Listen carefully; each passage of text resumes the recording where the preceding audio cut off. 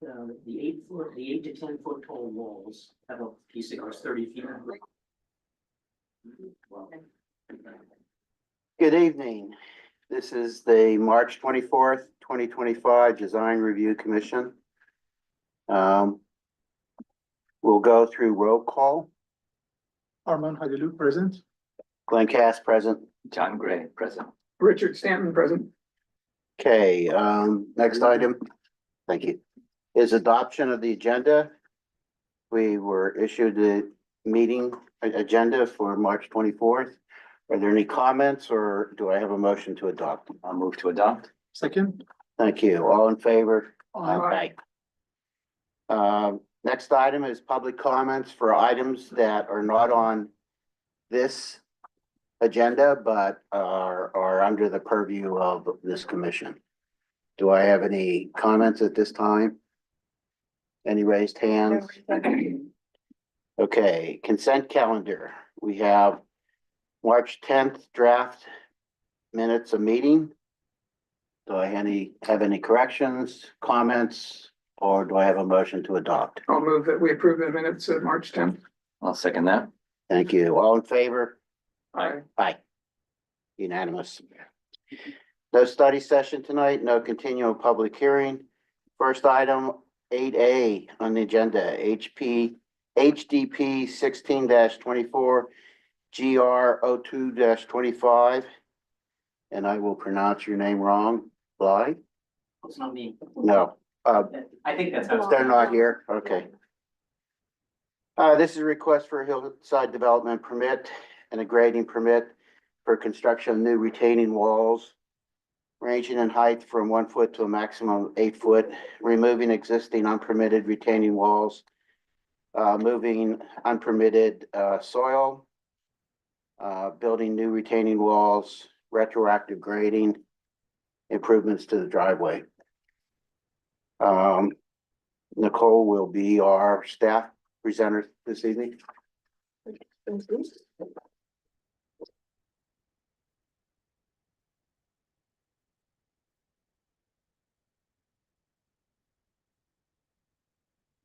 Good evening, everyone. I'm Nicole Zettel. I'm the project planner for the hillside development permit and grading permit for a property at 3385 Woodview Drive.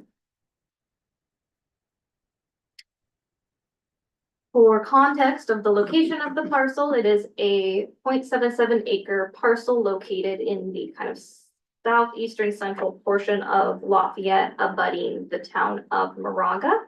The subject property is located at the end of a private road off of Woodview Drive. Could you speak a little louder, please? Yes. Thank you. So the reason why this application is going before the Design Review Commission is to remediate previous unpermitted grading work and retaining walls at the subject property. Previously, the property owner moved a significant amount of earth and constructed unpermitted retaining walls to accommodate a new driveway. The applicant has been working with code enforcement, the city engineer and staff to remedy the unpermitted work. Staff does not have a topo map or any, cannot know the quantity of grading that previously occurred. We can only know that a significant amount did occur.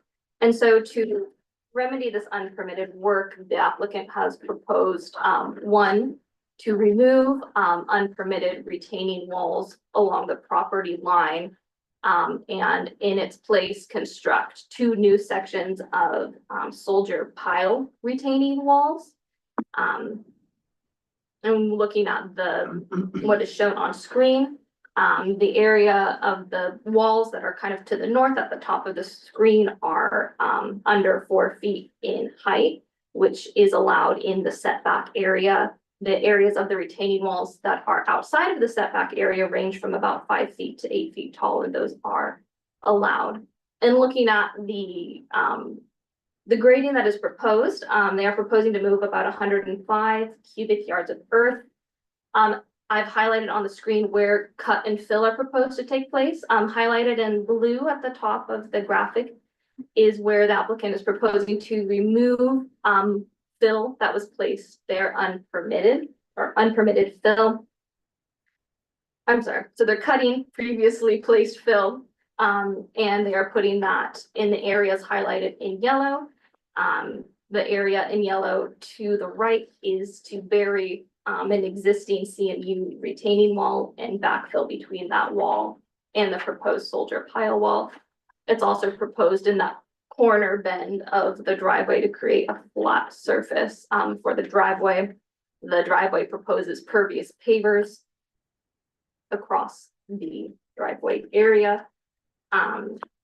The proposed retaining walls are in compliance with the Lafayette Municipal Code and the R20 zoning district standards. The applicant shared with staff that they are open to recommendations from the commissioners and staff regarding the color of the soldier pile wall wood and steel piers. So staff has added a project-specific condition for the, once we determine what that color will be, to ensure that it is constructed according to commission and staff approved colors. So the residential design guidelines for properties in the Hillside Overlay District do encourage darker natural colors. So staff has provided a recommendation that the color of the retaining walls be a darker brown color and the steel be a painted black. But again, this is just staff's recommendation, and I request feedback from commissioners on what they feel or what they find is suitable colors. The project was sent out to our standard referral agencies, and we either received no comments or standard comments from those agencies. Prior to this meeting, staff did meet with the city engineer, who I will repeat, we have been working with the applicant to remedy the code enforcement issues. And he expressed support of the plans and that they are satisfying the engineering concerns, and he is fine with what is proposed. This project was noticed at least 10 days in advance, and no public comment was received prior to this meeting. Staff is able to make all the findings to recommend that the Design Review Commission find the project exempt from CEQA and adopt resolution 2025-04 approving the project subject to conditions. Thank you. Thank you.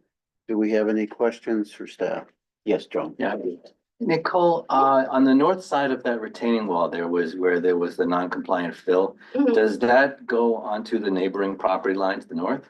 Does the other property owner have fill on their land? I don't believe so. I believe from what I was told, the fill is going, So no, I'm saying that the cut, yeah. is the cut impacting removing fill that is on the neighboring property? I On do the not other know. property lines, yes. And then has that property owner been involved in this, and is there any restoration proposed? Not that I'm aware of.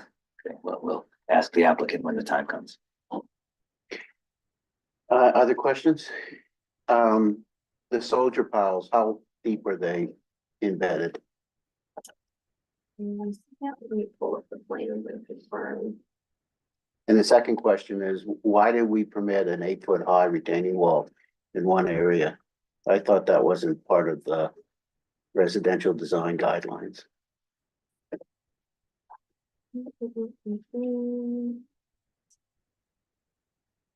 I have concerns about 8-foot high, if it's not embedded very well, Mhm, it's not a very stable. mhm. Let me pull up some sections. I can tell you that the 8 to 10 foot tall walls are 30 feet in the ground. Okay, Thank you.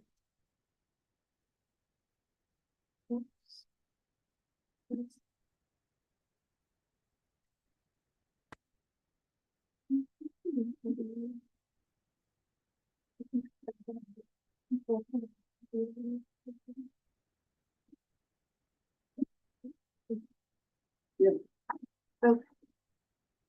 So here are a section of portion of the soldier pile wall. It is not fully dimensioned Yeah, that's, how deep it is going into the soil.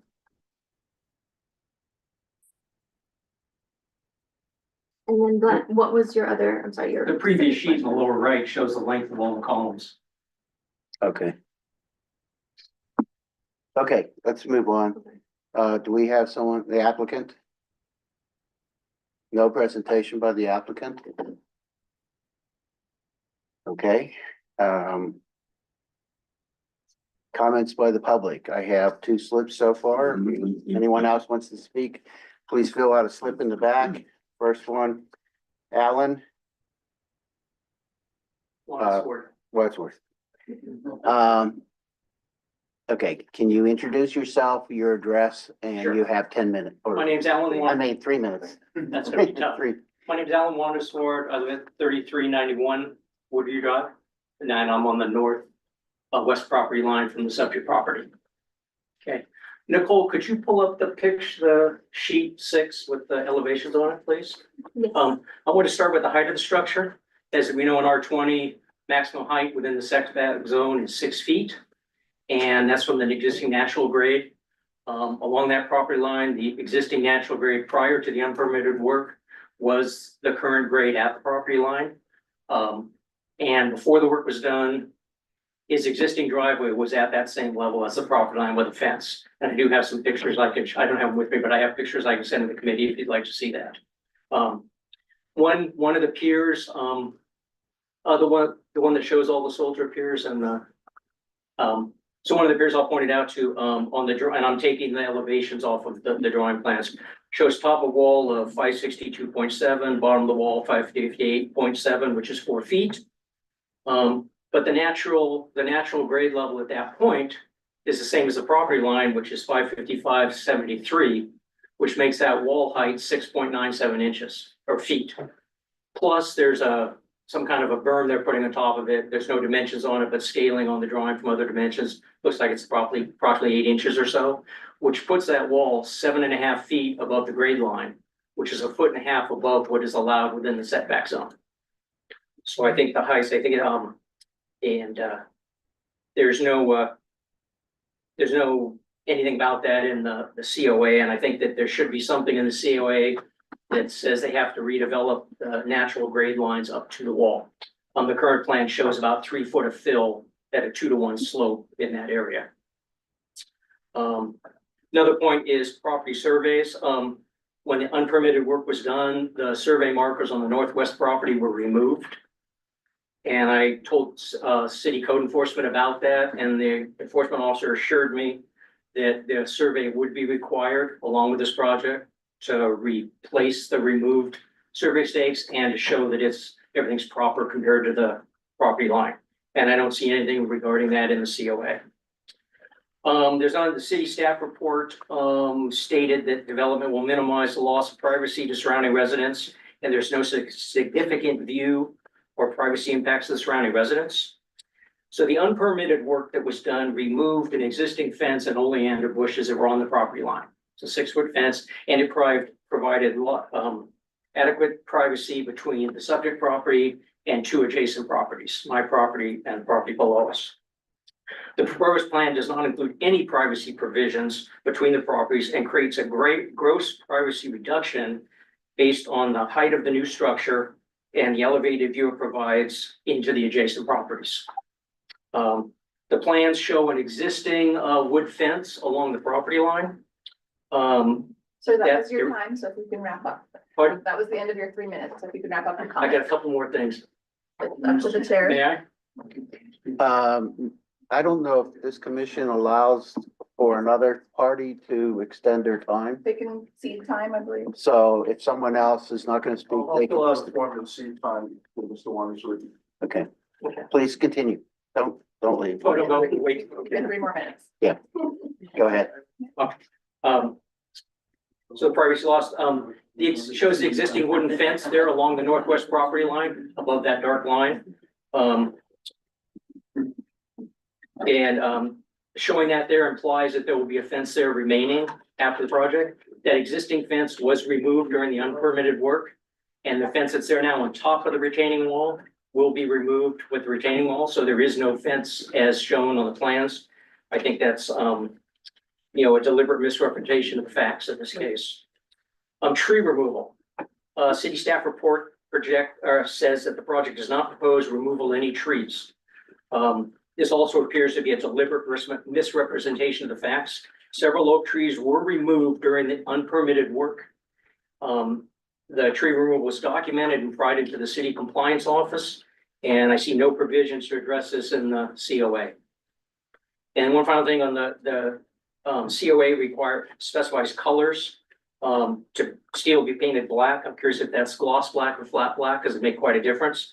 But I also wonder what kind of unsightly maintenance will that lead to when the steel is on the out of sight, out of mind view from the owner?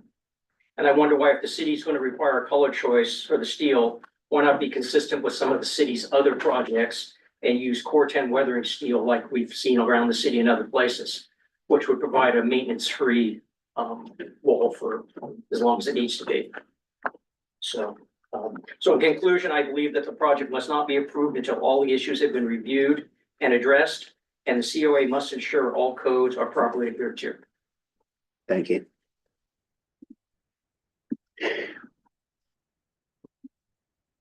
We have a question for a speaker. Yeah, you can go.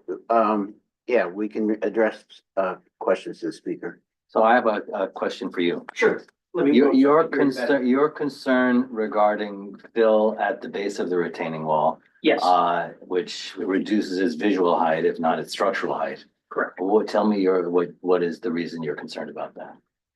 Because the code that we're all supposed to follow says it's height from the natural grade. And if I might point out to it,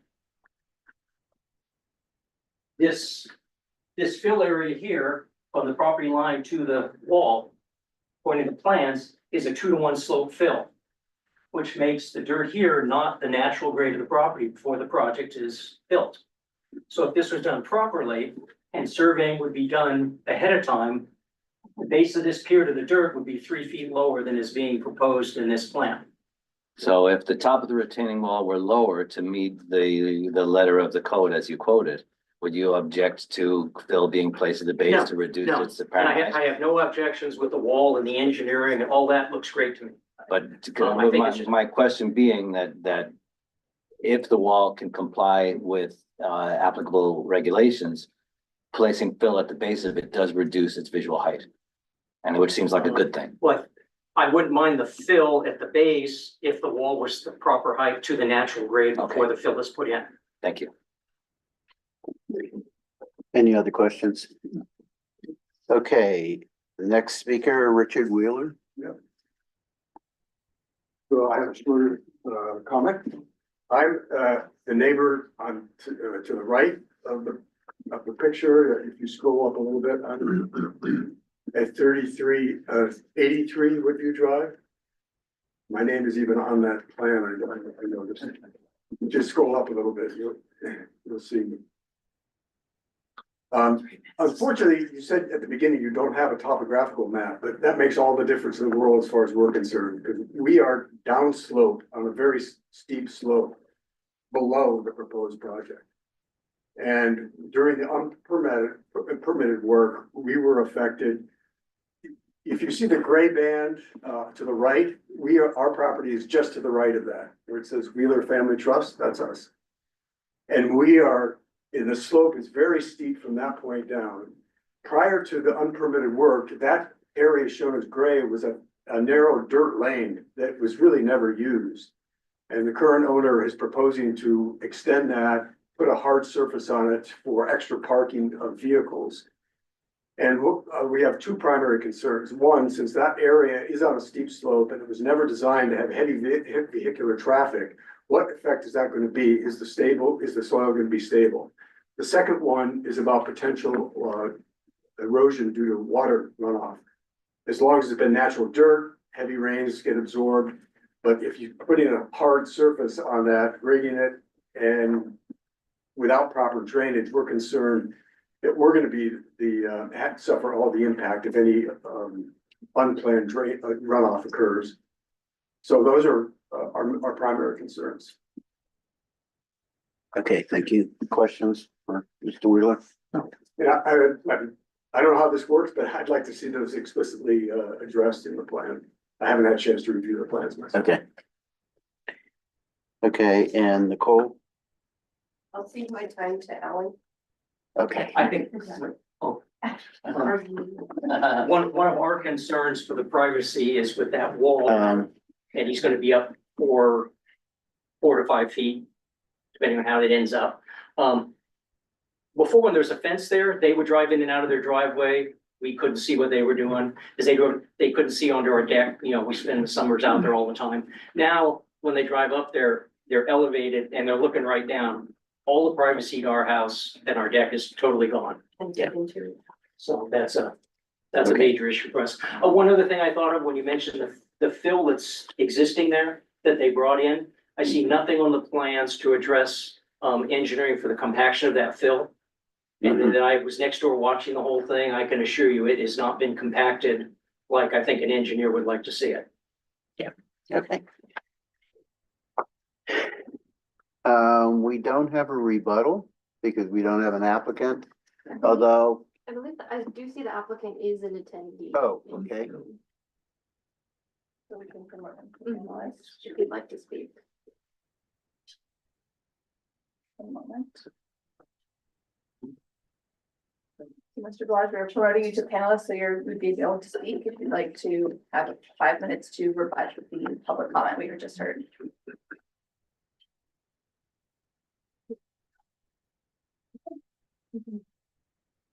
It does not appear that he desires to speak. Okay, can staff address some of the stuff about permeability of the pavers Yeah. and because it's not, it is a hard surface, but it's permeable. Mhm.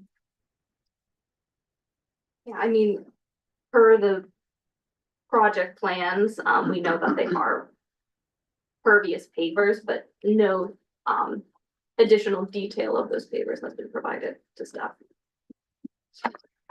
Okay, let's move on to commissioner comments. Who wants to start this evening? Richard?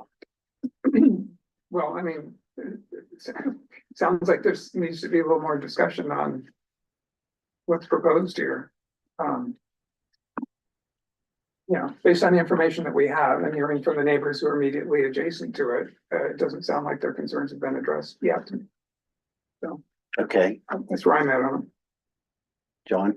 All right, there's two categories of issues. There are engineering issues which we're gonna rely on the city engineering, the city engineer to review. And those are the site stability under whatever anticipated loading there might be on a residential driveway. There's drainage and both of those, if they're not addressed yet in the plans, I would say need to be addressed to the satisfaction of the city engineer. This group talks about design and visual issues for neighbors. And it seems to me there are unresolved visual issues. Yeah, please. I'm having trouble hearing We you. can't hear any of you. We need mics. Do I need to back up? Yeah, go ahead. Let me start over. I will try to predict. Thank you. Thank you. I said there are two categories of issues I see. The first being engineering, which is not in our purview, but there are legitimate concerns there regarding site stability and drainage. And the city engineer is responsible for reviewing those, and staff will share your concerns as part of our meeting minutes. What's the purview of this group is the visual, and that includes privacy, that includes exposure of hard materials. And I would say there are unresolved issues there as well. Privacy, I think, is the biggest. There are numerous retaining walls of this kind of construction that are permitted using painted steel that is painted with corrosive resistant paint. Doesn't last forever. It doesn't last as long as Core 10. It lasts a long time. It has to be maintained occasionally. I think it would be an unusual condition for us to insist on Core 10. But that said, I think planting and fencing and screening all need to be part of what this neighbor presents. And that would include, like any residential development, diagrammatic site sections that include sight lines to the neighboring properties. So that I would see as the next step. Okay, Arnold? I think John said it very well. I agree with what he mentioned, and I feel like the drawings and documents presented tonight was incomplete. That doesn't address neighbors' concerns, and for the next meeting, we would like to see that level of information to review. I agree with those comments. I have some additional comments. Compaction of fill, no compaction. We've had other projects where we've had slide areas where they have to dig it out, recompact it properly. Mhm. Especially on the areas where they're parking vehicles and the retaining wall is not even there. I do have concern that some RV or some major vehicle sitting out there for a long period of time is putting a lot of pressure on uncompacted. The other thing is, if you go to the site right now, you'll see that while they regraded some of it, the retaining wall that's there, the CMU wall is already sloughing down, cracking, and is unstable, which shows that any soil that they put in there was not compacted properly, among other things that are wrong with the site. I do have a major concern about the absence of fencing and the idea that we are putting, or they are putting a curb in for keep vehicles from going down the wall. And that as soon as they get their permit, we're gonna see a redwood fence go on that curb, and it's gonna be not a sufficient setback. I have concerns that if they took out oleanders, they took out other things, and there is a tree that I see being removed on the site. Yeah. That's- Okay. That there needs to be landscaping associated with it, you know, even the 8-foot high wall. I would like to see some landscaping to buffer that so that we don't have that as a full height 8-foot wall without any screening. So we're gonna have to bring this back to the commission. And I don't know what's the proper date because the applicant is not here. Sure, I apologize, we were in the wrong room. I am the applicant. Okay. So we don't want to repeat the whole meeting, but we want changes to some additional possibly engineering that is included in the drawings. How much time will you need in order to accomplish that? Major changes or just the landscape you've mentioned? Well, it's not landscaping only, it's compaction of the soil. There's no compaction of the existing soil. And typically what we've done on past projects is that they excavate it, recompact it in layers with engineer controls and testing to make sure that it's properly compacted. If I might add. And if I might add, I think your wall heights may not be compliant with development requirements in Lafayette. And you would need to work with the city engineer to confirm that and potentially revise the retaining scheme to meet the height requirements of the city. Yeah, you might have to do another step approach in some areas. So For a portion of about maybe 5 feet and 5 feet. it needs to be engineered. It needs to be part of the design documents.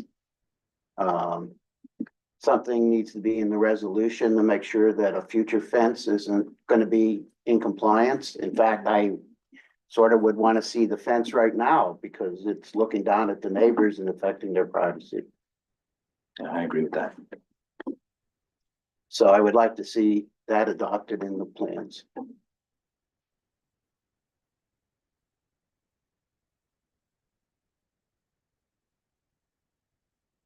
Well, let's move for a month at least. Okay. That would put us at the April 28th Design Review Commission meeting, When would you be planned by? and I would need plans by Friday, April 18th. Does that feel suitable from the I applicant? believe so, I hope so. Okay, we can always continue it further if it does not work, but we'll continue it to that date certain of April 28th. So we need a motion for that. Who wants to make the motion?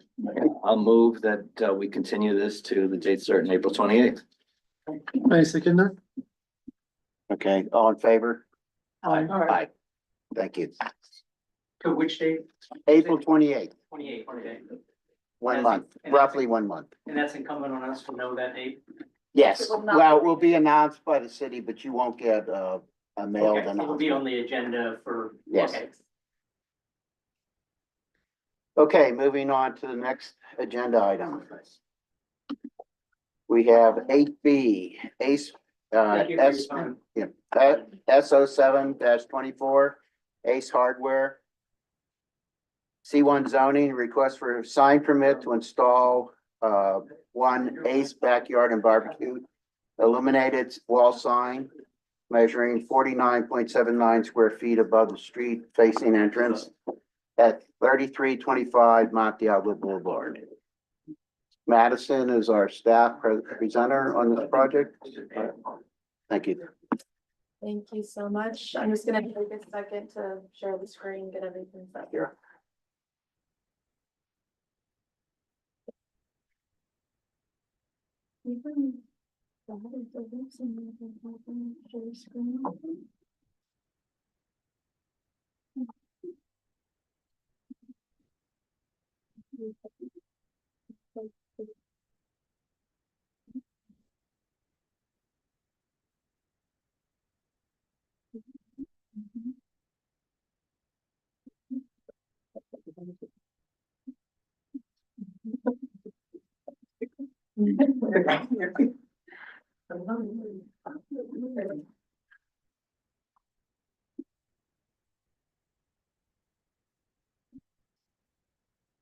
Good evening. My name is Madison Leonard. I'm the project planner for SO 724, the signage at Ace Hardware, located at 3325 Mount Diablo Boulevard.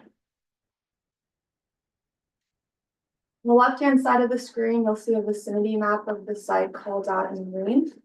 The site is located on the south side of Mount Diablo Boulevard near Carroll Lane intersection.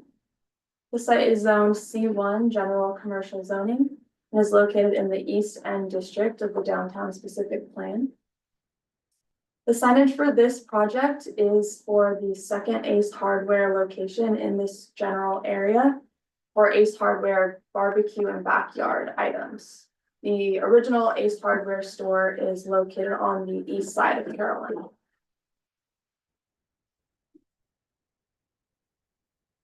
The principal business frontage for this property is called out in the red arrow on the screen, showing 50 feet in length. The maximum total sign allowance for a principal business frontage of this size is 75 square feet of signage. This project proposes one wall sign, just under 50 square feet. Therefore, the project complies with the provisions of the sign ordinance. On the screen above, you'll see the existing conditions. As you can see, there is no existing signage on the building. Moving on to proposed signage, the project proposes one wall sign reading Ace Backyard and Barbecue. On the screen above, you'll see that the sign is shown in inches, but this comes out to about 2.5 feet in height and almost 20 feet in length. The sign will be simple corresponding colors of red and black, which correlate with brand standards for the Ace Hardware. This signage will also be internally illuminated. Therefore, the evening conditions have been provided on the screen to the left.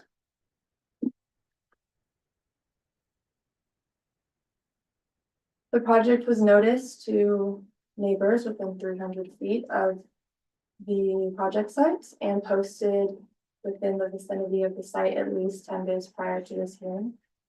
Staff finds the application to be in compliance with the provisions of the sign ordinance and recommend the DRC find the project exempt from SEQA and approve the project subject to conditions. Thank you. Any questions for staff? None. Okay, do we have a presenter applicant? We have an applicant online. Did they let us know if they wanted to present? I'm not sure if they want to present. Okay, we do have a hand raised, so we're gonna allow you to talk from the sign links. You can unmute yourself and go ahead and talk.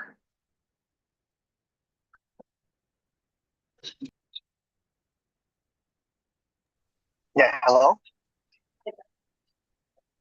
Can you hear me? Yes, we can. Okay, yes. Yes, so it's just the client was just requesting that we have a signage in that location. So I'm kind of just listening Okay, to Unfortunately, we have a very poor connection.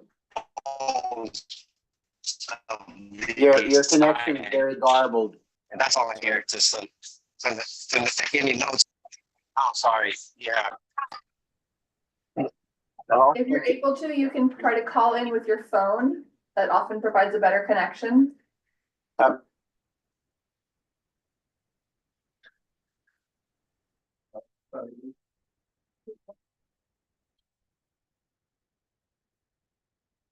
think you said he liked the sign. Huh? Yeah, I'm not sure that we need much presentation, really. Why don't we move on? Do we have any comments from the community? No public speaker slips and no raised hands. online. Okay, do we have comments from commissioners? Start with Arm. Sure. Yeah, I think it's consistent with the other Ace Hardware store, which is across the Lane, and I didn't see any issues with what's been proposed. Okay, thank you. John? No comments, no concerns. Okay, Richard? I think it looks, excuse me, I think it looks good. It's appropriate for the building. I concur. So we have a motion for resolution. Yeah, I'll make a motion. Do you want to read it? Oh, right For the there. record. I move that we find the project categorically exempt from SEQA and find, and approve the project subject to the conditions proposed by staff. Okay. I'll second that. Thank you, John. All in favor? I, Aye. Thank you. Moving on to item number 8C. Do we want to do 8C and 8D together, or does the applicant want to do them together? Staff would request that they're kept separate, simply so once the two parcels are sold separately, there's a clear record of everything being done Okay. separately. I will be sure not to repeat myself overly when we're going on to 80. Okay. So we, 10 minutes, They are technically separate applications. sure. We have HDP 02-25 TP 17-25 to begin with. Truckee Investors, this is a request for a hillside development permit for construction of a one-story single-family home measuring 4,940 square feet with a maximum height of 18 feet, 7 inches and grading of 275 cubic yards, of which 175 will be cut and 100 will be filled. And we have the removal of 11 protected trees on an undeveloped lot that has already been reviewed by the planning commission. And our staff presenter is Harley. Yes, thank you. Good evening, Commission. As mentioned, this is a phase 2 HDP or hillside development permit, which typically is reviewed by the Design Review Commission. The Planning Commission reviewed it back in December and did approve the project. The variance for the siting was approved and did not continue because the Planning Commission's purview is siting and massing. However, the grading permit and tree permit that were attached to that HDP have moved forward and are now also under review along with the phase 2 application. So that's what's before you tonight. I'm going to start with 3500 Phillips Road. That is the first parcel that you reach when you're driving to the end of Phillips Road. It is on the east side. So parcel A, that's what we're looking at. It's on the right and it's associated with all the smaller numbers, all the permit numbers, everything is smaller. Okay. I apologize. Excuse me, one moment.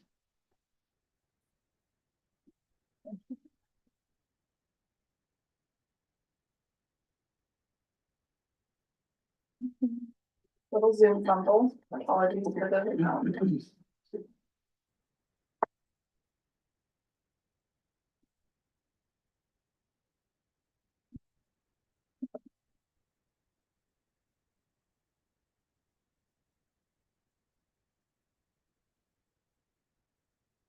All right, pardon me, so I will continue with my presentation. The two parcels were created back in 2023 as part of a previous SB 9 subdivision application, which was approved ministerially as all applications through SB 9 are. It created the two parcels that we're looking at today. Parcel A, which is what we're looking at for this presentation, has 20,207 square feet or 0.46 acres. Parcel B, a little smaller, has 17,590 square feet for 0.4 acres. Both parcels are fully within the Class 2 ridgeline setback, as you can see from the image on the right. Looking more closely at our site context, again, we're looking at parcel A in this presentation. The zoning for both parcels is R6. It's also in the Hillside Overlay District, and again, fully within a Class 2 ridge. The general plan designation is medium density, single family residential. And the location is on this ridge line that is just south of the east end of downtown. You can see in the smaller image on the left, the large loop that the Lafayette Moraga bike trail makes around this ridge. But the parcels are up on the top of the ridge. The proposal is for a new home on a vacant parcel. It would be a single family residence of 4,940 square feet with 1 story and a height of 18 feet 7 inches as the city measures a maximum height. The top of the ridge adds an additional foot to 19 feet 7 inches. This is an image of a rendering of the two parcels together. Parcel A is in the front and we are looking to the west. Looking at the siting of this home, the front of the building protrudes into the front setback, which I've outlined in red with a squiggly little line. The setback on a parcel with an access easement is based off of that easement as opposed to the property line. So you can see here that the driveway for parcel A crosses the full parcel so that it can provide access to parcel B. Parcel B therefore has an easement, an access easement across parcel A. And that means that our front setback is measured from the back of that driveway instead of the property line. That kind of squishes our building envelope quite a bit, and that's why a variance was granted by the Planning Commission, given this much reduced building envelope. So that front segment or the south and bottom of the house sits fully into the front setback there as measured from the easement. But if we were measuring a front setback from the property line, it'd be well out of it. And that is partly why the Planning Commission granted that variance. Looking at some site sections, the top one here is a north-south section. You can see the obvious ridge line with the house at the top. The property lines are the dashed lines. So the open space above the house, that represents the property. There is another property down to the right going towards Diablo Drive with the house in a dashed line below the tree area. And then to the left, another property which is vacant, and then below that, another property that has a home on it, and again, dashed lines below there. And I believe that says 327 feet, measuring from the proposed house to the home with the view on the left. From the property line. From the property line, thank you, yes. Exactly. The lower site section, obviously east-west, is running along the length of the ridge, which gets slightly lower just outside of the property lines, again, dashed vertically. And we can see that the nearest home to the right is over 150 feet, I think it's about 180. And that's 3,300 Phillips Road, which has granted an easement for both of these parcels to cross it. There's an open field before you get to the proposed or to the existing new lots and the proposed homes. Jeff Stone, one of the applicants for these projects, also owns 3,300 Phillips Road, and so that easement has already been granted and recorded and exists now. On the left side, again, we have a more full tree coverage before reaching the nearest home, slightly downslope, again, about 200 feet away from the proposed home, and that's actually parcel B. We have renderings here that better illustrate the proposed siting in mass. Again, this is a 1-story home. There is some foundation that extends down to the grading Homes will sit quite low into the hillside. You'll see later that there is significant grading proposed within the building footprints, and this is in order to push the homes down into that ridge line so that they don't sit as tall up and as visibly. That's why they're very low to the ground here. So again, parcel A is on the right in this image. This is looking from the south to the north on the low side. And then the top image is the reverse, looking at the north side of the parcel A. The floor plan is made up of a 3-car garage of 741 square feet and a single family home of 4,199 square feet with 4 bedrooms.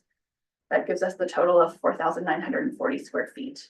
The common rooms are at the front or south of the building. In this image, the low side. The family room is the centerpiece that joins the 2 massings. And then the bedroom wing, all 4 bedrooms in a row, is the rear or north, which is the upper side of this image. There are 2 steps down between each of these 3 segments. And there's terracing in the upper left or northwest corner. So this kind of white cube in the upper left corner is a terrace accessible from the home. And then the slatting on either side of the central family room is the decking also for the home. The roof plan echoes this plan. This is a very low sloped butterfly roof, which slopes down to the center with a slope of 7/8 inches over 1 foot, excuse me. The center white square is a green roof, which does have some plantings. And then there are aluminum slats over portions of the deck on either side of that. A metal roof is proposed for the 2 main massings. Looking at elevations, I've started with the front, which is the upper one. This is again facing south. So the darker main mass is the garage door, and then to the right, this is beyond, that's the bedroom wing sticking out in front. The left side of that elevation is the living room, and the center slightly light gray is recessed front door. Looking at the north elevation or the rear, this is all the bedroom windows. You can see there's a lot of glazing here. However, this is looking directly into a wooded area with very poor visibility from off-site. Switching to the 2 sides, the east is the exterior, what you see when you're driving up on the main shared driveway. You can see it's much more solid walls. The glass in the center is again access to the decking from the family room, the connecting mass, and then the other white square we have is the access to the kitchen door, kind of the side door. This also provides an image of the maximum height as we measure it in Lafayette, which shows 18 feet, and I'm rounding up here 7 inches. I think it's like 23:30 seconds, 6 inches and 23:30 seconds is the exact measurement, but I'm rounding to the nearest inch here. And then finally, the west or interior side facing the other parcel on the bottom here. This shows the bedroom on the left, the central light gray, again, is the middle massing, the family room, and a smaller window from the living room. You can see that soft butterfly effect on the roof. The materials are generally earth toned. The wood siding in the upper left is mostly lighter with some darker wood siding, as well as some metal trim, such as at the garage door. This would match the metal roofing that's proposed. Black window and door trim is proposed for those middle images on the right. And then there are driveway pavers, and the 2 light fixtures are both dark sky compliant. There's a wall light and a bollard for the drive.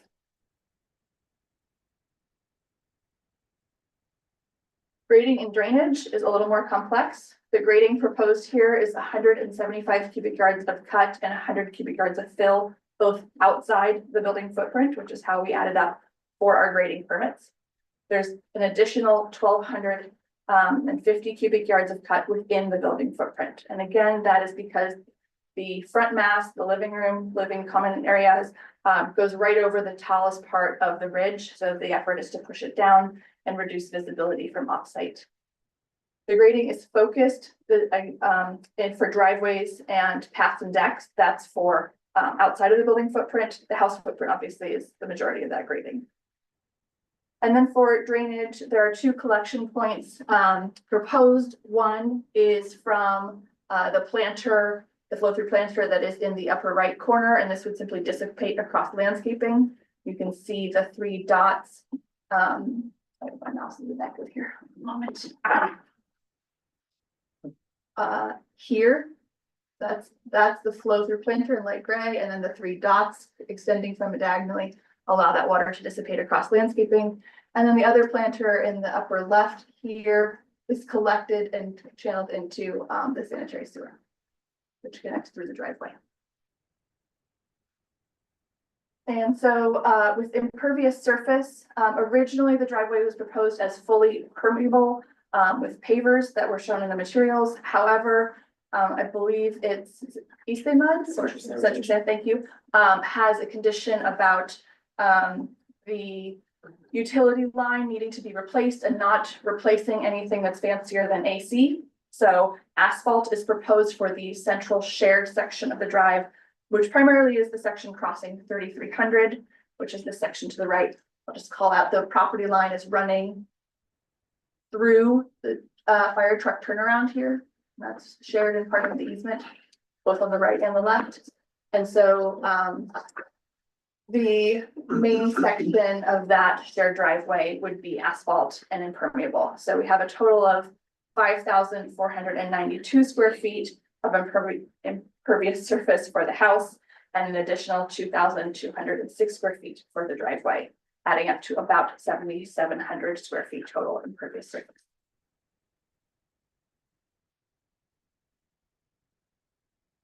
As detailed in the staff report, the project does comply with the general plan policies and the zoning regulations for R6 with the exception of setbacks, hence the variance that was granted. So everything else does comply. And there are also residential design guidelines detailed in the staff report that the project complies for. Staff believes that findings can be made for the hillside development permit, the design review, permits for findings for residential design review and buildings over 17 feet in height, as well as for the grading permit of anything more than 50 cubic yards. And I'll just mention that all grading over 200 cubic yards is reviewed and approved by DRC, which is why we have that here. The project was noticed to property owners within 300 feet which is 26 properties, both for the original HDP and separately for this permit. 3 notices were posted. Instead of putting them all on Phillips Road, one is at the end of Phillips Road, one on Diablo Drive, which is the lower hill to the north, and one on Santa Maria, which is the road leading up from the south. So that property owners who have the most exposure and views were also made aware. No public comments have been received by staff since the posting. I did want to call out that I missed this condition when writing them up, so I wanted to suggest that this be added. This is from the city engineer. There is an additional flow-through planter proposed off-site. This is on the southwest corner of 3300, which is not an involved site other than the driveway crossing. And this would capture rainwater from this outlined section in red of the driveway. So this flow-through planter would require an easement for the 2 properties so that they can access it and service it. And so this flow-through planter sitting just below, and to the right of the property line. This is the property lines. This is parcel A that we're talking about. This is 3300 Phillips Road, and the flow-through planter sits just to the right there. So the easement would need to be would require access from the 2 parcels we're looking at today onto 3300. And so that's a suggested condition that you add. With that, staff recommends that the Design Review Commission find the project exempt from CEQA and adopt DRC Resolution 2025-05, approving the application subject to conditions. Apologies, I forgot to state that the exemption for CEQA is due to it being a single family home. Okay, I'm happy to answer any Questions? Questions by commissioners? Yes, John. Hey, Arlie, so I've got a question regarding the Class 2 ridgeline. Did that require a variance to be considered by Planning Commission? Not a variance, it's classified as an exemption or exception, excuse me. It does need to be made. The findings are the same as the findings made for an HDP or hillside development permit. Those findings were made. There were actually 2 sets of exceptions. One was for development within the ridge line, or within 100 feet of the ridge line. And one was for development within a 15-degree declination of the ridge line. Now, this is at the top of the ridge line, so there's nowhere to go that's not within either of those things, and that's why the planning commission was able to make those findings for exceptions. Again, I felt that those findings paired with the massing and siting issues, and so I allowed the planning commission's approval to stand and didn't carry it forward. Okay, thanks. Other questions? Richard? Yeah, I have a question. So can you remind me about parking requirements for single family homes? Because one thing different about this configuration here is there's no driveway in front of the garages, and the driveway that is on site is all fire access. Can you just speak to that a little bit? Absolutely. So parking requirement for any single family home in a residential district is 2 spaces. They don't have to be in a garage. They just have to be free and clear, 10 by 20 dimensions. And so that's provided the garage holds 3 cars. But you're correct that the easement in front would not allow for parking on the driveway. And so if this person owning this property wanted additional parking, they would either need to negotiate with their neighbor. The parcel to the left does not have an easement because no one else needs to cross that property. Or they could have those cars park on the street on Phillips. It's a private drive. I believe there is street parking. There's spaces where there's gravel and you can pull off and be out of the way. Or the owner of 3300, who's also in the room, could choose to allow parking there. There's no easement recorded for that, but that's something that could be negotiated in the future. Thank you.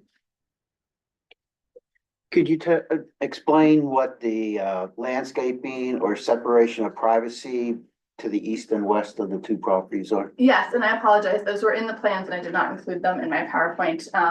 There is landscaping proposed. It focuses on the east and west side of the property here. The trees proposed are just 2 olive trees, as well as a few citrus that would be relatively small. The olive trees, I believe, are on the left side of the property.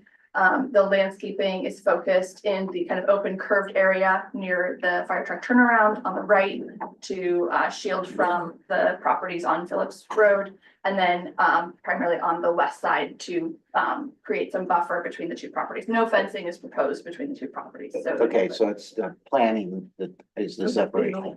Correct. Okay. And I can pull up those plans if that's easier. Let me just find those. That was an oversight on my part.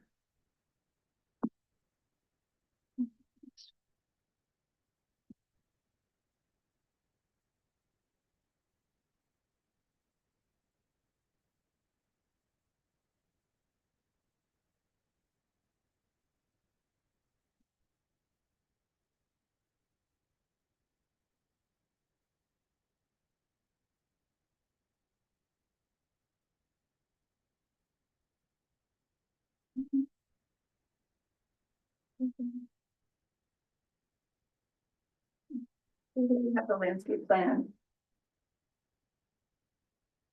You can see, actually, apologies, I misspoke. On this property, 2, I believe it's Coast Live Oak are planted or proposed to the right side. Here in the corner, this is an existing tree and it's drip line here. You can see the planting clustered around the path here and to the north of the tree, and then again focused also on the west side of the property. There's a few plantings here that would help shield between these existing trees that are shown off-site to help break up the visibility from below itself. Okay, thank you. Okay, applicant, 10-minute presentation. Up to 10 minutes. Good evening. Thank you, commissioners, for the opportunity to present this plan. Thank you to staff. I think they've done an amazing job on a otherwise pretty complicated project. Bought 3300 Phillips about 7 years ago. The open parcel was sold to a friend of mine that unfortunately had some health issues. He wanted to leave, so I ended up purchasing it and trying to come up with a plan. The reason why I was always scared of developing it is because it's on top of the ridge line. And I've always been concerned about the off-site impacts, just because built a lot of homes in Lafayette, off-site objective design standards. How are you gonna deal with the ridge line? Been through Lucas Ranch, as you know, and tried to think of ways that I could do that. The context of what we ultimately came to Charles Davos is a professor of architecture at Stanford, and I've met him and we're working on multiple projects at this point. I wanted to bring someone to the table with Lafayette that could really understand siding and massing, really understand objective design standards, and then really look at how do we minimize it to the best level possible, but not compromise the actual houses that we wanted to build. That led to the discussion of how do we keep it single story? How do we use materiality that others wouldn't see? How do you build it into the hillside with the trees coming down to the lower level with Diablo Drive that no one would have any impacts? How do you maintain and keep as many trees as possible? And then how do you shield and work the roof structure so that the actual, if that roof structure wasn't what it was, how do we actually minimize it as much as possible? And I'll let Charles speak to it, but it was an intent to create two homes that mirrored each other. And we're trying to celebrate the similarities of them. The interior design will be separate and hopefully will create the identity of itself. But as you come down Phillips Road, it being on that hillside at the end, we really wanted to create something that really created a uniqueness of where it is, but didn't highlight itself from the offsite impacts. I think Charles done a great job and I'll have him speak to that. So thank you for the opportunity to share these homes with you.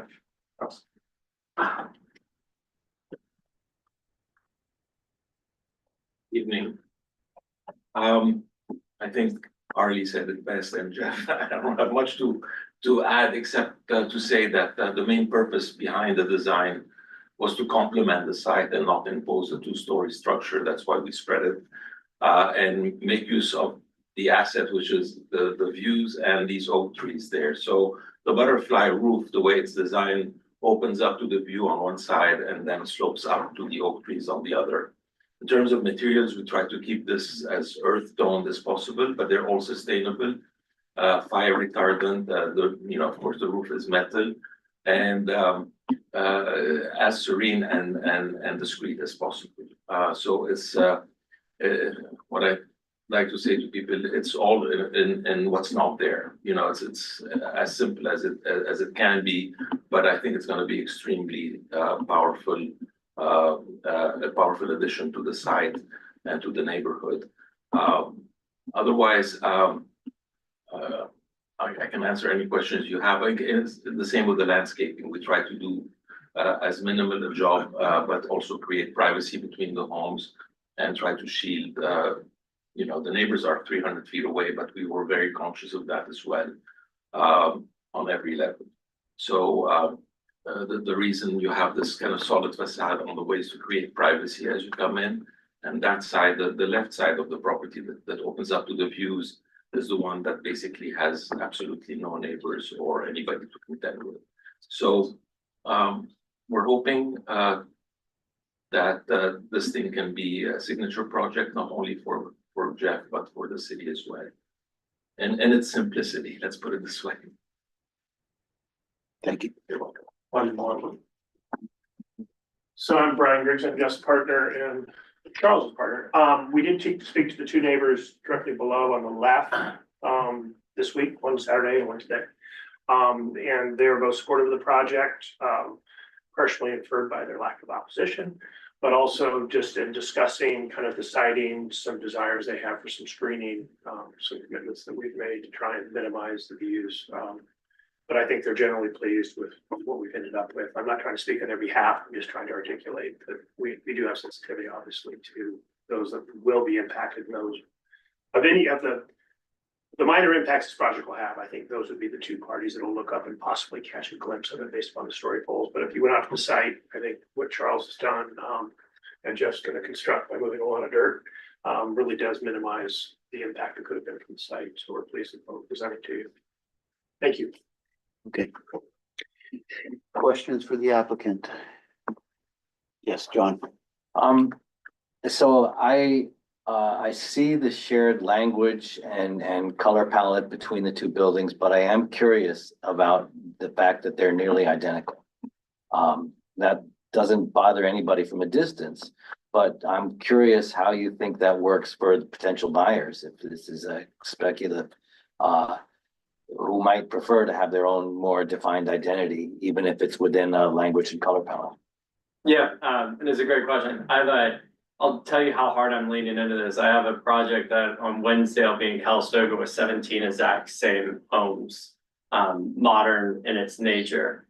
Not to go too theoretical, but I think our separate identities is what's pushing us apart at this point in our culture. And I think that it's what we can share where we actually create community. That's what that subdivision is a part of in Calistoga. And I think it's something to celebrate the similarities of the homes, but the identity of how they select the interior finishes. Could I be dead wrong? Yeah. Could I bring this to market and be in a position that each person does want to have that touch on the exterior, but I keep finding in all the subdivision and single family home work that I do, that the real identity that most of my clients are creating are inside of those interior finishes, tile, hardwood floor, plumbing fixtures, the interior side, that I think it's a unique proposition to the market that isn't seen, and I feel pretty bold about going there. And I like it because especially on this hillside with the ridge, it really makes these two homes actually disappear. So I think if I tried to go and change the two, you actually highlight the two, and because it's in a class 2 ridge line, I think it's the best way to really make them go away. Okay, thank you. So I had a question. It's a very elegant design, but I'm just curious, how are you planning to handle mechanical systems? And is there any outdoor equipment? If so, where does it go? How does that work? Likely VRF on these. As you get into these modern designs, as you know, you have to start looking at how you're gonna deal with the cold air returns in the side. Mainly in like even a 950 Huff, which we're just finished actually topping out on, we're using VRF. So there's be a cassette somewhere on the exterior, most likely on the side yard from we're on the first one, most likely on the side yard of the garage on the side. So you'd have maybe 1 or 2 cassettes for the air conditioning unit. We would look at other systems as well. It'll become a sustainability issue. There's glazing here, so the Title 24 compliance is going to be something that we have to work through, obviously. So I'm thinking it'll be spray foam insulation up above, and then the glazing, we'll have to make sure that our U value and our SHGC values are correct, and then we'll start working into a mechanical system. But the simplicity of the design is what I think is beautiful, and what I think Charles has executed really well. So not creating any sort of noise inside of the building with soffits and or pop outs, I think is going to be critical to have a successful project. I have a question for architects. Can you review the material palette? Yes, of course. And with the renderings, that would be great. I think, well, the exterior siding material is a rain screen material. It's a sustainable wood material that is fire treated. So it's mounted about 2 inches away from the actual building paper. And so what we've done on similar projects, and for venting, we put slits in that siding and allow the air to go. So it kind of disappears within that siding. The roofing is a metal roof. And then we're gonna introduce on the landscaping and the fireplace some stone veneers as well. Like you see on the landscaping, we have a couple of terraces. We're gonna have DG and olive trees, as simple as possible. But it's a very simple palette. Basically, we're talking about 3 or 4 materials. Sure. And what's the facade for the garage and the garage doors? The garage door is the same as the siding. And that's the sustainable wood material. okay. Is that So the it's gonna be cladded with that. Delta Millworks or? Yeah, the Delta Millwork, exactly. Because in the renderings, it shows like a flat surface. I was curious. Is it gonna be vertical or? It is vertical siding, yes. Okay. It is vertical siding. TNG?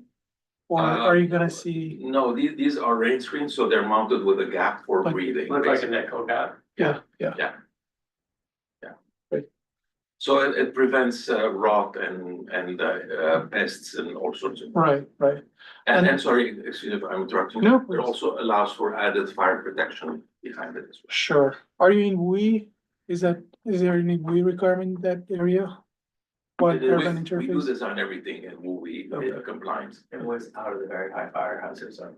It was not. I think it was close to the very high fire hazard zone. I haven't looked at the updated maps of a week and a half ago or whenever they came out. I need to look at that, but we designed it with the intent. Sure. Basically, the market's demanding it at this point. from an Sure. insurance standpoint. Yeah. Sure. And then in the renderings, like the siding at the garage and the wall next to it shows very dark. Is that the intended color or? We're going with a gray, brown siding. It's not the exact color, but, we're using a company called Akoya. They have already set pre-finished colors, Okay, so it's gonna be close to that. okay. So it's gonna be weathered. Yes, Okay. Hey, thank you. you're welcome. And sorry, I'm gonna add to your comment, John, about the similarity of the homes. I think having them be similar and sort of putting emphasis on just the site, and I think quiets the visual impact as well. I mean, that's what I'm hoping for. Okay, do we have any comments from the community? Do not have any attendees. Okay, then we will not have a rebuttal, if that's I want okay. another 5 minutes. Thank you. Okay, let's begin with comments. Sorry, before we go to comments, can I ask a question? Do we have a mock-up requirement for this project or Mock-up, what do you mean? for the finished materials? No, we typically require just a digital version of the materials. Sounds, thank you. Okay, so who wants to start? John, you want to start on this? Oh, Richard wants to Oh, start. I mean, I will saw a give you hand, a but I- start at the end. I don't know if that's So policy or. my comments are pretty simple. I think it's really exciting that it's got such a low profile on the ridge top, and it's just a great design solution in that sense. I think it's a very elegant design, the way it's put together. It's the kind of thing that neighbors shouldn't have any complaints about, which I think is really positive. There's good tree screening of the site to soften the effect of what's being built. I think the colors and the finishes to me look right on point for this style of a home, and I think the landscaping is nice and appropriate to what, again, to the development that's being put here. My comment about parking is more of a livability thing for the people that buy the place. You have guest parking when they come, and there's not really a place to park that's logical, and that seems like that might be more of a issue for the residents when the time comes. But and then my comment on mechanical systems, it's such an elegant design, just needs to be attention paid to that, of course. And I didn't really see anything here that hinted even at so where things might go, or any screening in the landscaping to help screen it or that sort of thing. So I'm sure you'll address that, but it is important. You don't want to, it's typically you build a new building and then there's some big valve thing that gets, put right in front of it or something that's, not attractive, but I think needs attention paid to that. Those are my comments. John? Sure. Well, I agree with Richard that, the design solution really starts from the right place. I thank you for that. It's to be low, it's to blend with the natural, color palette. And I appreciate that very much. Arlie, could I ask you, there was a rendering that showed the corner of the building, in color. Here we are. I'm not sure that you've rendered the landscape exactly how it looked on the landscape plans. No, No, we didn't. This looks like the day your contractor walked off the site and your landscape is gonna start next week. Except that there's no dirt, so the wildflowers grew in nicely. I would like to see staff look at the plantings so that the way the houses meet the ground feels softer and a little more comfortable than this rendering suggests. But other than that, I don't have anything to add to what Richard said. I think this is going in the right direction. I think it's a beautiful design. I think the design is very elegant, and I first had concern about what's shown here in a dark color, but as we looked at the Akoya, I think it's going to be really nice. And one comment I have, and it might be just a suggestion, like the way that the house kind of opens up to the landscape down the hill, it's a little bit disjointed just with tall retaining walls. And that's something you might just look at it, just, adding terraces down the hill that just allows some of these rooms just open towards the landscape. But besides that, I think the design is very responsive and, yeah. Yeah, I think the design is also well considered. My only comment is I'm not sure how your green roof is going to hold up on the top of the ridge with black metal roof adjacent to it. We'll see. I guess we'll find out the hard way. When we get called back to replant. These are four by four pods that you plant native planting in, so it's not live earth on top. It's a waterproof, and then you place these pods on top, so if anything happens, you can replace them. Okay, They're like modular pods. okay. It's an intensive green roof, Sorry? intensive green roof. There are 6 inches. Yes, deep and that's the other correct, ones that's are- correct, Yeah. exactly. So we don't have the live load of dirt there. Right. I wasn't concerned about the dirt. I know you I'm were. concerned about the heat. Okay, you're on the top of a ridge and black everywhere around it, Good way to fry your plants. Okay, do we have a resolution on this item? I make a resolution to find project exempt from CEQA and adopt the RC resolution 2025-05 approving the application subject to conditions. I'll second the motion. All in favor? Aye. Aye. Thank you. Thank you very much. Next item. Let's do it again. Well, Another one. It'd be really funny if you guys hate this one. yeah, I reject this one. We went the turnaround, far turnaround to be in the other direction. Yeah. HDP 0325, TP 18-25, Truckee Investors. Mirror image of the other. No. Go ahead. Thank you, Chair. As stated, this is parcel B of the same development. I'm gonna move a little quicker, but please stop me if you have questions. Same exact location. This is the one on the left that you drive a little further into. You have to cross parcel A to get to it. This is a slightly smaller parcel to start with, 0.4 acres, same exact zoning and general plan. And again, the ridge, south of East End, fully in this last 2 setback. Same exact floor plan and square footage. This does have a slightly higher height. So we have 19 feet 3 inches to the max height with an added foot to the ridge of 20 feet 3 inches. There is no access easement here. The driveway belongs fully to parcel B. Therefore, no variance was granted, and the planning commission instead asked that this house be shifted forward so that it sits fully out of the rear setback. Previously, the house was shown sitting a little farther back, exactly in line with parcel A. Now it's been shifted, it's fully out of all setbacks, no variance is required. So you can see all the red setbacks outlined there. Site sections are very similar. You can see Diablo Drive on the right of the north-south top section. The other home farther down the hill on the left, and on the east-west section below, again, homes quite far away along a flatter ridgeline top there.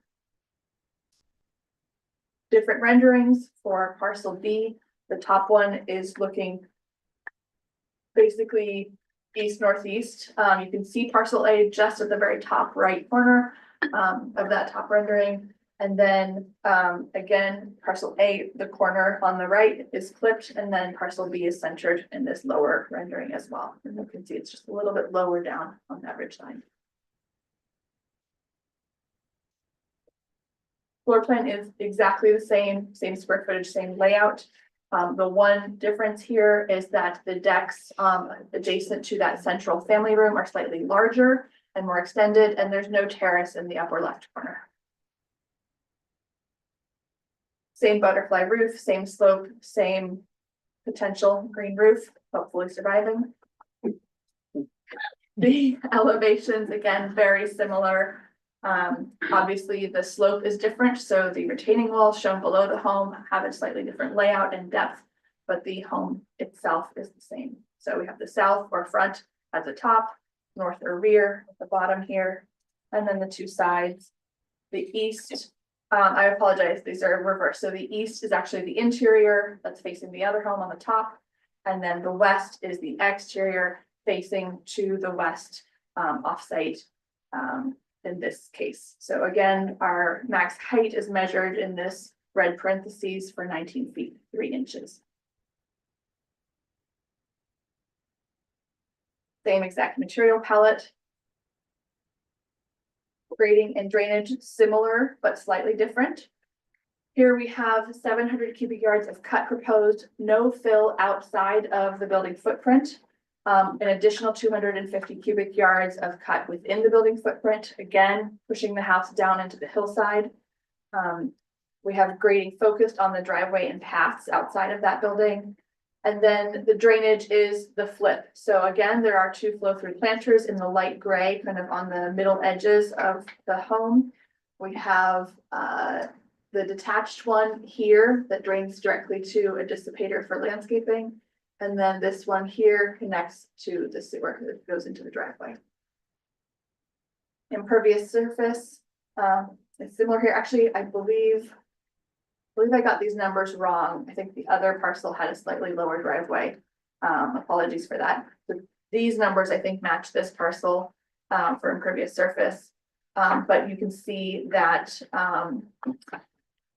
actually, I had a question for the applicant on this because we have driveway impervious listed on both parcels, but this one has a fully impervious driveway listed. So that's something I'll ask you to correct when you come up and speak for 10 minutes.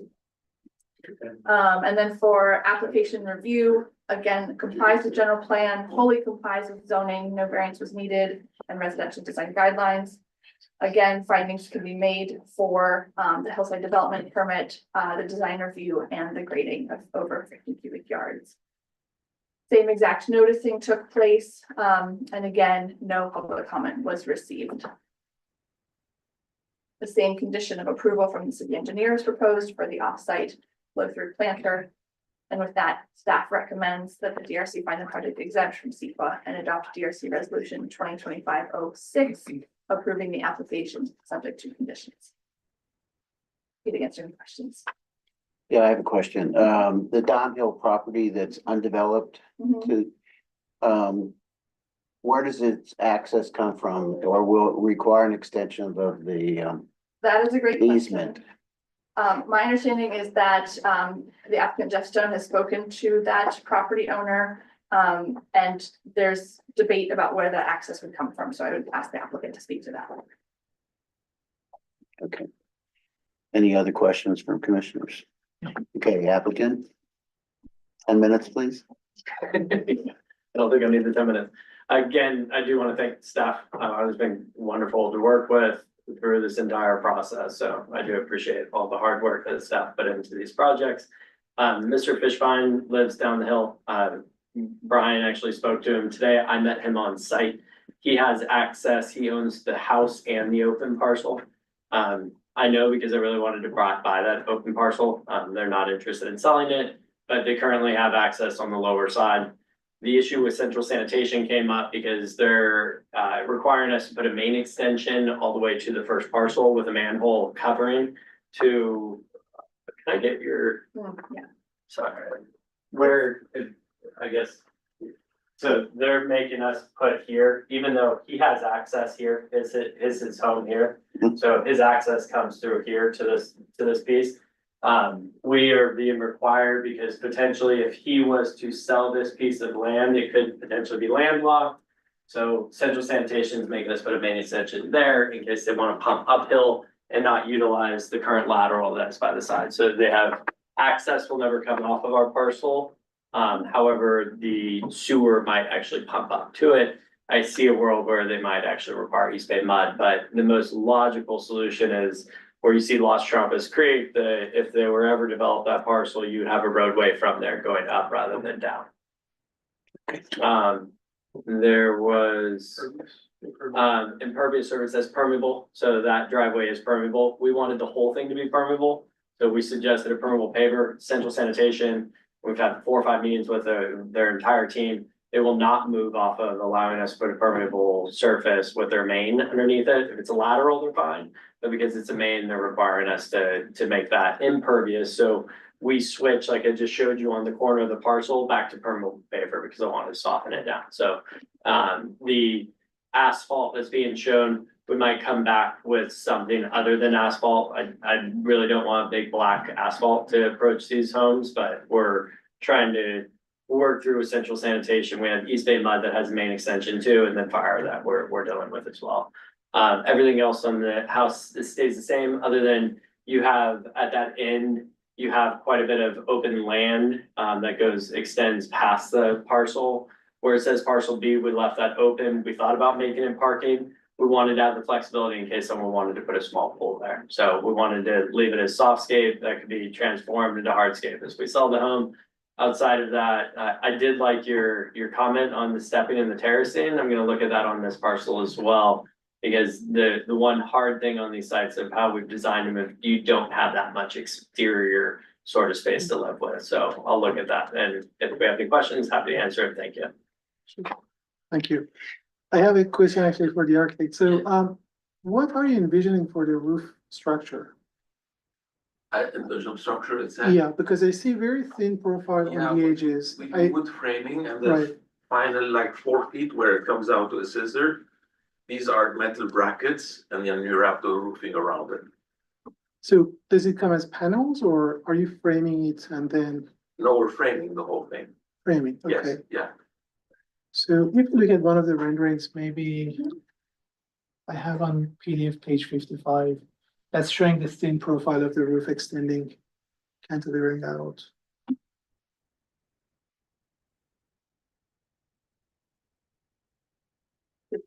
Oh, right, yeah, you just passed it. Yeah. Just down below, right there. Right there. Yeah, exactly. At the bottom. Yeah, it's in there. So how are you achieving that thin profile? It's doable at the exterior, but where you have the conditioned space and you have like R30, R38 value for the roof. On the thickness of the roof, you mean? Yeah, I'm just wondering what's the Yeah, structure? we still have to go through the structural engineering, Right. but you know, we'll try to minimize it as much as Sure, it may grow up a little bit, but Sure. I think we can, the other thing we typically do if we can is we leave the profile on the outside and we step on the inside. right, it's So gonna you step keep- up. Exactly, so you keep the profile on the outside and then the ceiling is dropped on the inside a few inches. Sure, if you are interested, you might just look at CLT panels. Yes. That you could Yeah. just cantilever Yeah. them out, yeah, Yeah, cool, great, yeah, Thank nice you. design, yeah. thank you. Thank you. Okay, questions? How are you planning to provide any kind of privacy screening between the two homes? There's a deck in this 3600 home that seems rather exposed to the windows on the house adjacent to it. Build it, to be honest, just like everything at Lucas, build them and then look at it and see kind of from the context of the windows and the doors. Again, it's the hardest thing in these with the landscape screening to be maybe overly transparent. But once the structures are actually built, then walking around it and see where you plant and add trees, like if you go up to Lucas Ranch Lot 4 that we just sold, we added, how many 72-inch oak trees to a bunch of the areas because of exactly what you just brought up, is there was a privacy issue. So landscape architect is put down a design, but frankly, we always add to the landscape after these things are built because of exactly what you just brought up. So once the structures and these will be built at the same time, as they're built, that's when we'll look at it and go, where are you gonna add? Are you gonna try to hedge? You're gonna try to add bigger trees? You're gonna put lower and upper trees? Are you gonna dual screen from the one side to the other side? But really look at it at that point and then come back with staff and see if there's any issues with how we plan. So you would present a revised landscape plan We to always staff? do.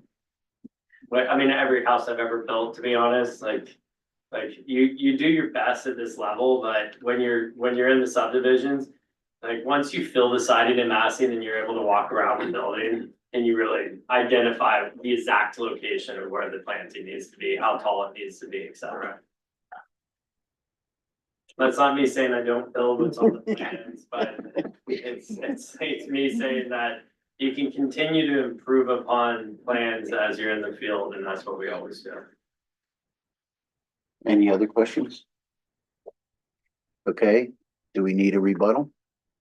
You outstanding? Yeah. We can Okay. get to open public comment. Public comments? Do we have any? There are no attendees. Okay, It needs to be done.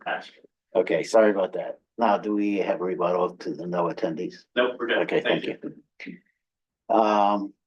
Commissioner comments? Nothing further. I mean, it's nice design. Okay, do, Proceed. I'd like to suggest we add to the conditions what Jeff just offered, which is that the landscape may be adjusted and developed, and that staff will have the opportunity to review and approve that. You know, one thing that we didn't talk about, so there was the thing about olive trees, which is what the applicant was proposing, and the landscape consultant had suggested, I forget what the other one was, manzanita, I think, or something.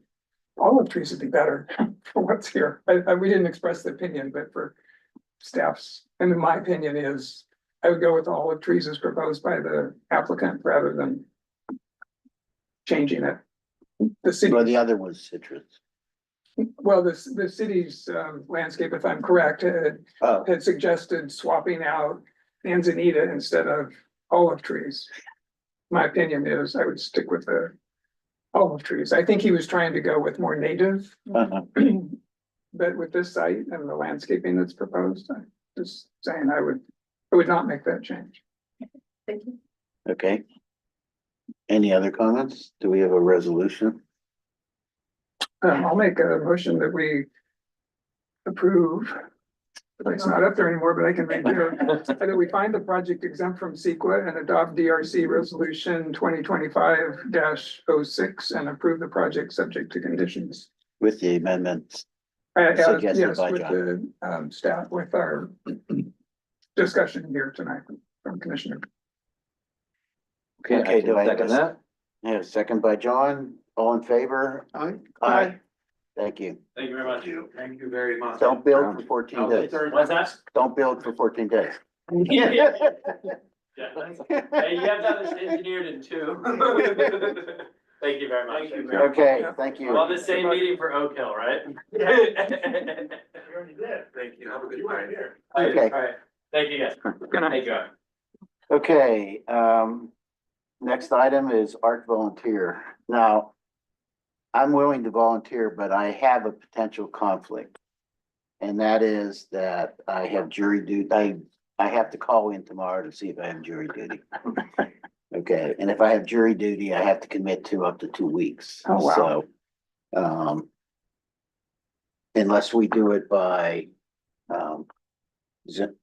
by just email. I don't know how, most of them have been very, If no one Mike? else is available and doesn't wanna volunteer, then we can certainly have the ARC liaison email the details out ahead of time. If you need a volunteer, I could do it. I'm available. well, However you prefer. What's that? How do you want to, do you want to wait and see if you're available? And if not, yeah, I do it? can we do that? I'll see if I get called tomorrow afternoon, and if I don't, I'll contact Nicole and she can just add me to the list. Okay. And inform you that you're not on the list. Okay, that sounds fair. Okay, commissioners' reports. We do have a function next Monday. That's correct. Please be aware of that. The mayor's state of the city. Okay, You do not need to RSVP. You can just always- okay. Sorry, I can't be there. Staff liaison report. Only to say that this is my last meeting before I go on family leave. Nicole will be taking over as liaison as she did in the fall. Okay, thank you. Congratulations. Thank Good you. luck. Congratulations. Let us Good luck know. to you. Hope it all goes well. And last item is adjournment. Thank you, everyone. No colicky babies.